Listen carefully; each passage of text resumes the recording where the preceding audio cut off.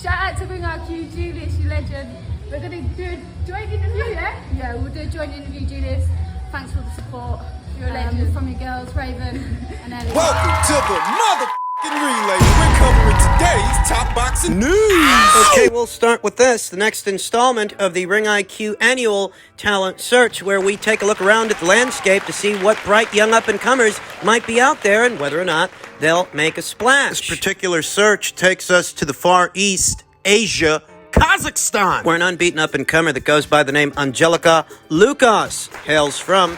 Same place as Gennady Golovkin, Firuza Sharapova, Yanni Bekkalimkanulai. and in true Kazakh style, Angelica Lucas, she stays in character. She is an action fighter, albeit a rather disorganized one. She's still very rough around the edges, very raw. Sporting a professional record of 3 wins, no losses, and no draws with 2 knockouts. Campaigning in the women's super flyweight division. That is where Argentina's own Clara Lescurat holds the WBA title. Mexico's own Ashley Gonzalez, she's got the WBC. Argentina's Maciela Lujan, she's got the IBF. And Mizuki Hiruta of Japan, she's got the WBO. Women's super flyweight division is a talent-rich division, but it doesn't have the profile of either the bantamweight, super bantamweight, or featherweight divisions. Super featherweight. Most of the fighters and most of the champions in the women's super flyweight division still fly largely under the radar in spite of the depth of its talent pool, and it just so happens that Angelica Lucas campaigns in the super flyweight division. Could she make a splash? Look, I'll be honest. Angelica Lucas, she does have some ability. 25 years old. She does seem to have some money behind her. She debuted as a professional in 2021, but only boxed 2 times last year in 2022. An unbeaten up-and-comer in the early stages of their career usually fights a little more often than that. Better still, She is one of the more interesting unbeaten up-and-comers at or around these weights. so as stated, she is a bit raw, a bit rough around the edges. The best way to describe Angelica Lucas is scrapper. She's got some hand speed and some foot speed, though defensively she really is lacking. She can get caught between the punches. She can afford to make those mistakes now, but as time progresses and she steps up in class, steps up in competition, faces a better caliber of fighter, she's going to need to clean that up. Seems a mid-range to inside action fighter, prone to flurries. Rapid-fire combinations, albeit very disorganized and messy rapid-fire combinations. Yeah, she's an action fighter, but defensively she's lacking in a lot of areas. So she does seem to have good hand speed and good foot speed. She's not yet put together, doesn't exhibit the ceiling of, say, a Karis Ardingstall or a Raven Chapman, you know, that kind of fighter. Far from it, she's very raw. She needs a lot of work, I won't lie to you, though there is potential there, so long as they can keep getting her fights and keep her busy. You don't want to be too hard on her because she's only got 3 pro bouts. She only has 3 pro fights, so there's definitely more work needs doing. But because she does seem to have decent financial backing, That's what makes her an interesting find. I want to say that Firuza Sharapova, Angelica's countrywoman, you know, she was a more put-together boxer when I first saw her than Angelica is now. Firuza's problem was her career was too stop and start. There's too much instability there, too many canceled fights, fight dates. Perhaps Angelica will have all the stability in her career at this early stage that Firuza Sharapova didn't have. She ain't got the same ceiling as a Firuza Sharapova. You can tell right away, Firuza Sharapova is more of a boxer. Angelica Lucas, she's a scrapper. Brawler. And while there's definitely more work needs doing to round her out as a fighter, develop her, It's a situation I'm going to be keeping my eye on. not terribly impressed with Angelica Lucas so far, but you really don't get that many fighters, female fighters, from Kazakhstan. It's a big part of the reason the situation stands out. We'll see if the good people over there in Kazakhstan don't have themselves a future champion. Could be some time before Angelica Lucas is ready to take on world-level opponents, world-level competition. At just 3-0, it's a long road ahead. And as stated, there is more work needs doing. The women's super flyweight division desperately needs a shot in the arm. It's a talent-rich division with 4 separate champions, 4 separate world titleists, but it's a division that doesn't really have a profile, so you need somebody to shake things up. Could that someone be Kazakhstan's own Angelica Lucas? Well, it's worth looking into. This is a fighter I'm going to be keeping an eye on. In men's heavyweight news, I'm sure most of you have heard by now that Joyce will be sharing the ring with China's own Zhang in London on April 15th. April is set to be an eventful month in the sport of boxing, the heavyweight division in particular. On the first, we're going to be seeing the ring return of Anthony Joshua opposite the ring, America's own Jermaine Franklin and Big Joe. He's going to be taking on Big Bang Zhang. Somewhat of a risky fight, a risky endeavor for Joe Joyce, who's coming off a career-best win over Joseph Parker, having been the first man to stop the former WBO champion Zhang Zhang. He's coming off a career-best performance, albeit not a career-best win. The Hrgovic fight. Mixed feelings about Zhang Zhang because he looked a rather unremarkable fighter, unremarkable heavyweight, up until that Philippe Hrgovic fight, where he actually dropped Philippe Hrgovic. Hurt him a couple of times, but even though you had the guy hurt a couple of times, seems to me that Zhang Zhang let him off the hook. And I feel like the reaction that Zhang Zhang's performance got for that Philippe Hrgovic fight is largely related to Philippe's reputation as some sort of a boogeyman in the heavyweight division. The fact that the IBF had to comb through their rank standings 2 separate times to find somebody to fight him, and nobody wanted to. Nobody but Zhang. And most people, they didn't give Zhang a shot in that fight. They thought that Zhang was going to get flattened, and it was quite the opposite. Zhang exceeded expectations and did better than most people expected. Made the would-be boogeyman look very human, which was jarring. But is making Philippe Hrgovic look human, is that a monumental feat? I mean, when you compare the quality of competition that Joe Joyce has been facing as opposed to Philippe Hrgovic, you know, Joe Joyce shared the ring with a former champion in Bermain Stavern, a former world title challenger in Bryant Jennings, a seasoned journeyman, a great gatekeeper in Carlos Takam, another seasoned guy in Christian Hammer, gave Daniel Dubois his first professional loss and was the first man to stop Joseph Parker. What has Philippe Hrgovic done that compares? I'm just saying, there may be a big difference in making Philippe Hrgovic look human and making Joe Joyce look human. Comparatively,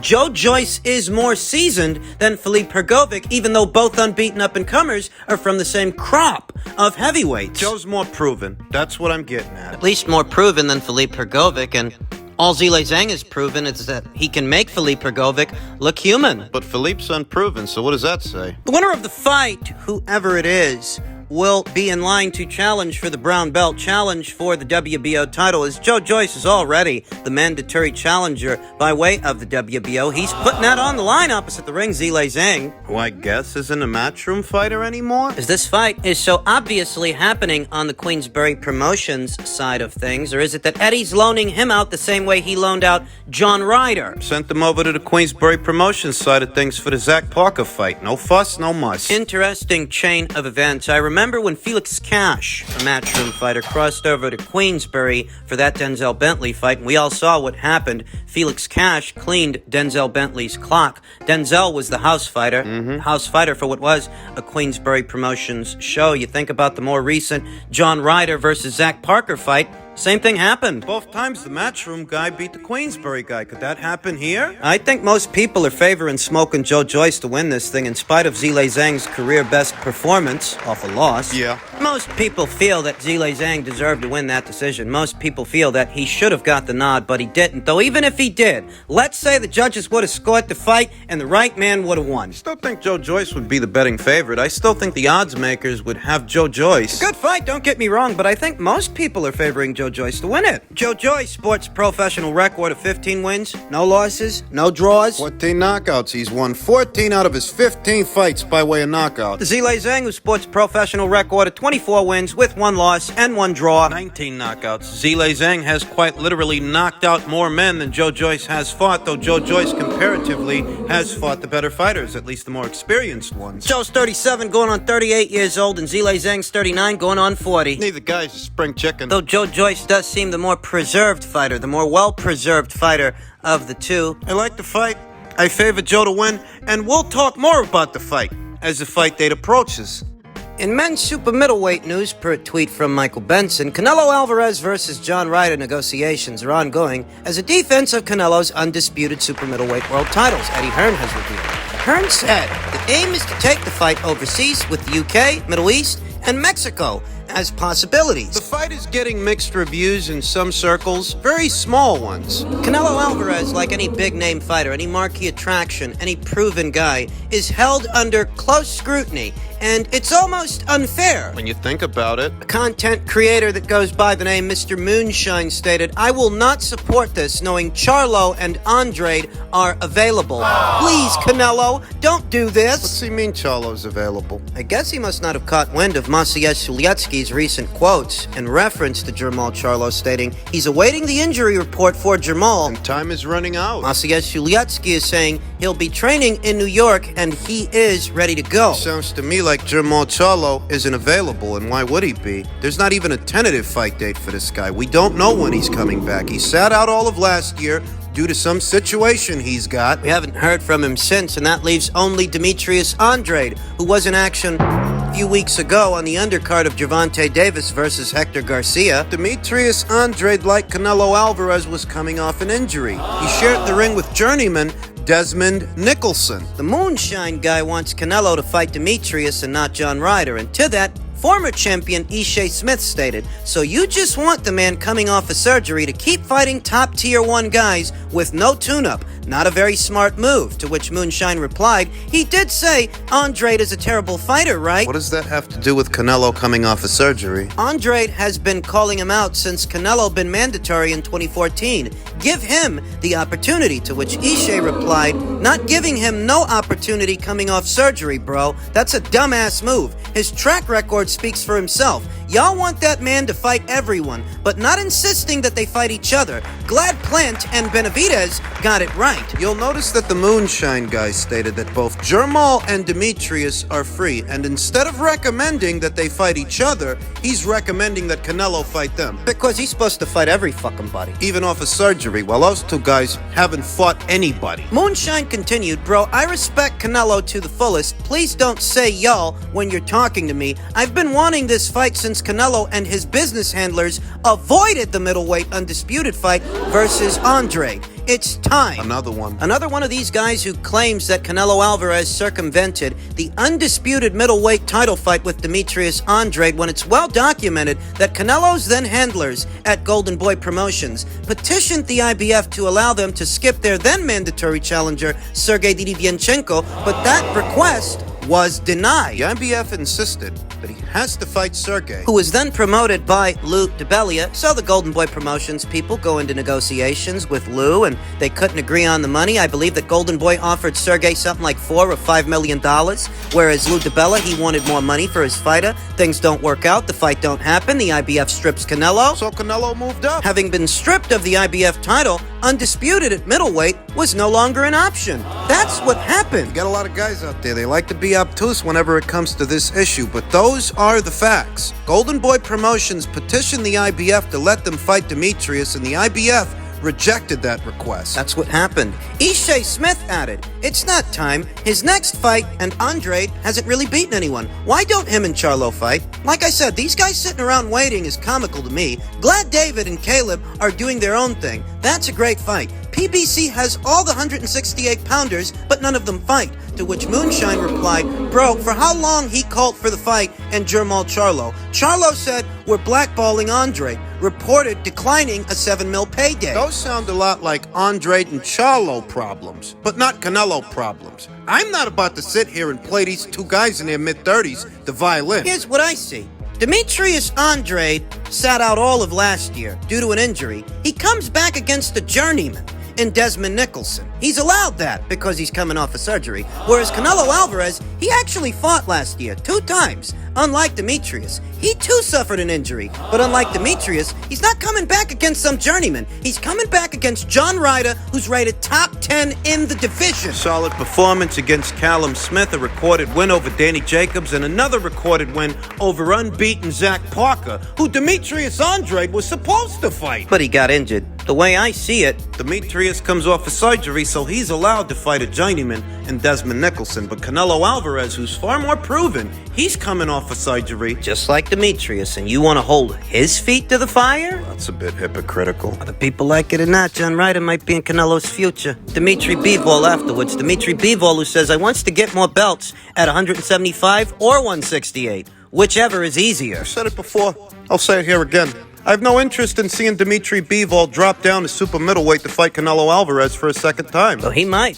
First of all, I want to get more belts. Bivol told Boxing Social, I want more belts. It doesn't matter who, I just want belts, like heavyweight or super middleweight, whichever is easier to make the fight. I prefer that fight. Either option, however, will present their own specific set of challenges for Bivol. Ideally, The winner of this upcoming weekend's fight would move straight into the unification match with Dimitri, particularly if it's Artur Beterbiev, who doesn't have the luxury of time. The problem is he's got a mandatory challenger in the queue, another one in Callum Smith. He's satisfying the WBO mandatory this weekend, and there's still Callum to contend with. And irrespective of who wins, if what they wanted was the opportunity to become the light heavyweight division's undisputed champion, they would petition the WBC for an exemption to the mandatory and move straight into the Bivol fight. But that doesn't seem to be the tune that anyone is singing. Bivol is powerless in that situation. There's nothing he can do. Sorting that out would be up to either Frank Warren or Bob Arum, depending on who wins this weekend's fight. They're the ones who would have to petition the WBC. Petition for an exemption to the mandatory and try and convince Callum Smith to stand down. Just wait a little while longer. It's for this reason that Dimitri Bivol may end up sharing the ring with Canelo Alvarez for a second time, though.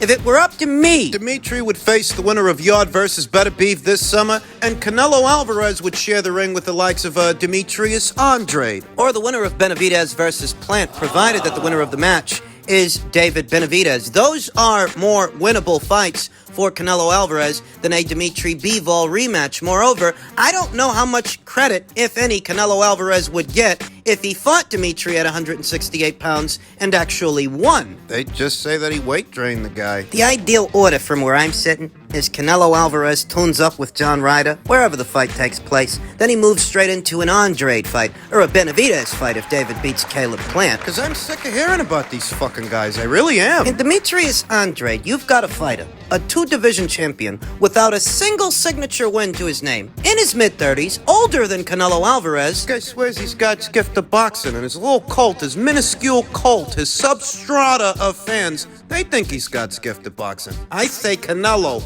takes care of that guy. Desmond Nicholson dropped him on his back pocket, for God's sake. But I'm supposed to believe Canelo's shaking in his boots over that guy. Give me a break. The same applies to David Benavidez, who needed 3, close to 4 years to find his balls and finally fight Caleb Plant, who he had access to well before Canelo Alvarez set foot in the super middleweight division. I say Dimitri shoots for undisputed, Canelo takes care of loose ends at super middleweight. If it were up to me, that's how it would be. But unfortunately, we may see Canelo Alvarez share the ring with Dimitri for a second time, and I'm just not interested in that fight. Dimitri has established that he's a bit too much for Canelo Alvarez. They said that Demetrius ain't got a multi-fight deal with the PBC. They said his appearance on Javante's undercard was a one-off. Canelo's about to fight a southpaw in John Ryder. Fight another one in Demetrius. Leave Dimitri Bivol alone.